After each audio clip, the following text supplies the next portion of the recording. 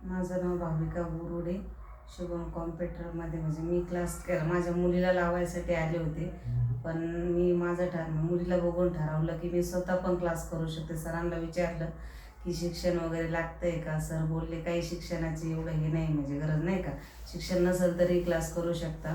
तर मी स्वतःला पण हे केलं की मी पण करू शकते. मग मी क्लास केला. मी माझी मुलगी 8 ते 9 क्लास करायचो आणि इथं आल्यानंतर 8 ते 9 म्हणजे असं वाटायचं की मुलीला म्हणजे एकटीला कसं काय. मॉर्निंगला होते का संध्याकाळी? म्हणजे संध्याकाळी. संध्याकाळचं. ओके. येस. असं वाटलं की तिला म्हणजे घरच्यांनी माझा क्लास काय केला, तिला सोबत पण होईल यायला जोडीदार आणि माझा पण होऊन जाईल. पण इथं आल्यावर कळलं की तिला सोबतीची काहीच गरज नाही. ते एक फॅमिलीसारखंच वातावरण आहे. असं वाटलं नाही की तिला क्लासमध्ये आपली गरज आहे. पण मी माझ्या स्वतःसाठी पण क्लास लावला की आपल्याला पण एक आपण खूप हे करणार, म्हणून मी क्लास केला.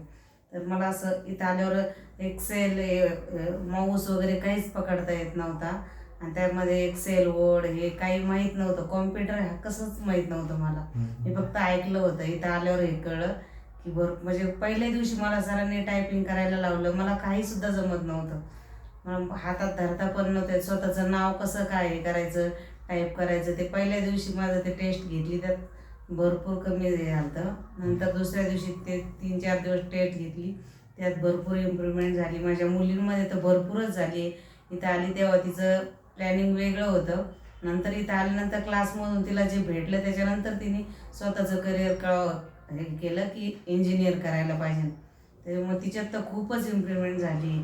आणि सर जे दर आठवडी शनिवारी क्लास घ्यायचे ना, ते आठवड्या शनिवारी ग्रुप क्लास घ्यायचे ना, तर त्यामधून तर भरपूर भेटत होतं. नुसतं क्लासमधलंच नाही तर बाहेर घरचं पण फॅमिलीसंग कसं वागायचं, बाकीचं नाही का, देवाधर्मामध्ये आज हे ज्ञान भेटायचं भरपूर काही त्यात. म्हणजे आध्यात्मिक ते भरपूर भेटायचं.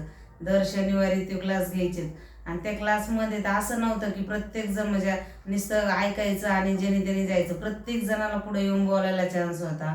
पुढे येऊन प्रत्येकाला म्हणजे हे होतं असं प्रश्न होतं, सगळं विचारायचे. तो शनिवार असा वाट बघून हे करायचो की शनिवार कधी येईल. मग त्यात शिकण्यासारखं भरपूर राहायचं ना. नुसतं क्लासच नसतं, प्रत्येक क्लासमध्ये कसं असतं, फक्त क्लासच तुम्ही क्लास करा आणि बाजूला व्हा.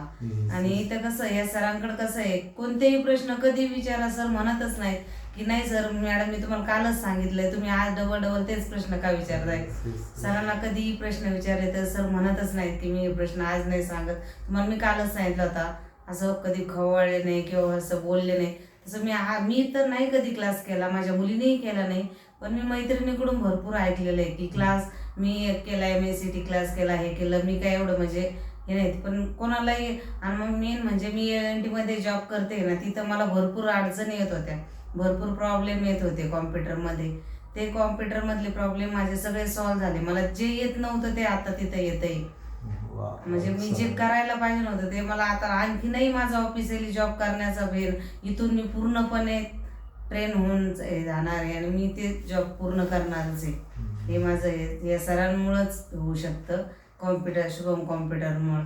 कारण शुभम कॉम्प्युटर क्लास नाही तर एक फॅमिलीसारखं हे असं हे नाही वाटत. तिथे एका मुलीला कसं एकटीला बाहेर पाठायचं, 8 ते 9 वाजता बाहेर, काहीही वाटत नाही असं. विशेष करून तुम्ही खूप छान, धन्यवाद त्याबद्दल. तुम्ही जे तुमचे काही अनमोल शब्द बोलला, विशेष करून एक पॅरेंट्स म्हणून, बरोबर, तुम्हाला काय वाटतं की जो काही शनिवारचं समजा आध्यात्मिक नॉलेज असेल किंवा आठवडाभर झालेले जेवढे प्रॅक्टिकल असतील त्याच्यावरती परत रिकॉल करणं किंवा कुणाला अंडरस्टँडिंग किंवा समजलं नसेल तर परत त्याला व्यवस्थित समजून सांगणं, तर याबद्दल तुमचं काय ओपिनियन आहे?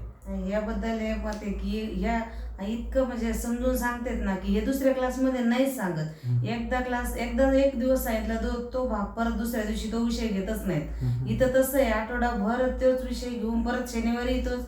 म्हणजे मुलांना कोणते कसाही प्रॉब्लेम येऊ द्या, मी माझ्या स्वतःच्या मुलीबरोबर क्लास केलाय ना, मला माहिती इथं कसलंच प्रॉब्लेम येत नाही या क्लासमध्ये. कसंच आणि विशेष करून आध्यात्मिक जे काही समजा आपण शुभम कम्प्युटरचा उद्देशच हे सायन्स आणि स्पिरिच्युअलिटी, म्हणजे आध्यात्मिक आणि विज्ञान, बरोबर, जे टेक्नॉलॉजी आहे.